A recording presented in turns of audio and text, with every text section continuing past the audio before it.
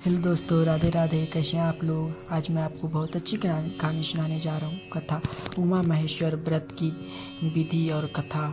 महाराज युधिष्ठिर ने कहा, भगवान, जिस व्रत के नशे स्त्री अनेक गुणवान पुत्र पौत्र स्वर्ण और सौभाग्य प्राप्ति होती है तथा पति पत्नी का परस्पर वियोग नहीं होता, उस व्रत का आप वर्णन करें।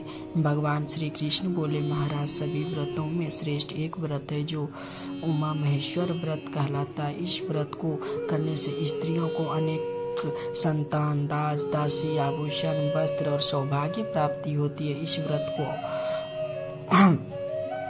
व्रत को अपसरा, विद्याधरी, किन्नरी, ऋषि, कन्या, सीता, अहिल्या, रोहिणी, दमयंती, तारा तथा अनसुईया आदि सभी ने किया था और अन्य सभी उत्तम स्त्रियां भी इस व्रत को करती। भगवती पार्वती ने सौभाग्य तथा आरोग्य प्रदान करने वाले और दरिद्रता तथा व्याधियों का नाश करने वाले इस व्रत का दुर्भाग्यता कुरूपा तथा निर्धन स्त्रियों के हित के दृष्टि से मनुष्य लोक में प्रचार किया।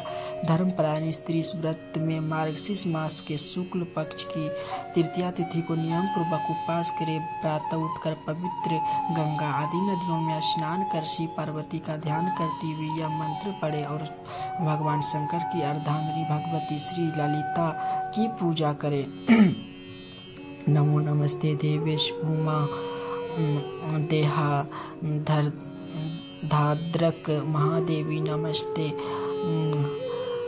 हरकया धर्वाशिनी। भगवती उमा को अपने आधे भागों में धारण करने वाले हे देवेश्वर भगवान शंकर, आपको बार बार नमस्कार है। महादेवी भगवती पार्वती, आप भगवान शंकर के आधे शरीर में निवास करने वाली और आपको नमस्कार है। पुनः घर आकर शरीर की शुद्धि के लिए पंचगव्य पान करें और प्रतिमा के दक्षिण भाग में भगवान शंकर और वाम भाग में भगवती पार्वती की भावना कर गंध पुष्प गुग्गल धूप दीप और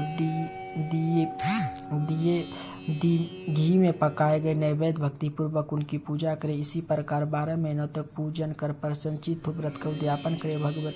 भगवान शंकर की चांदी तथा भगवती पार्वती की स्वर्ण की मूर्ति बनाकर दोनों को चांदी के वृषभ पर स्थापित करें। वस्त्र आभूषणों से अलंकृत करें। अंततः चंदन, श्वेत पुष्प, श्वेत वस्त्र आदि से भगवान शंकर की और कुमकुम, रक्त वस्त्र, रक्त पुष्प आदि से भगवती पार्वती की पूजा करनी चाहिए। फिर शिव शक्ति, वेद पाठी, शांत चित्त ब्राह्मणों को भोजन कराना चाहिए। सभी को दक्षिणा देकर उनकी प्रदक्षिणा करके यह मंत्र पढ़ने चाहिए।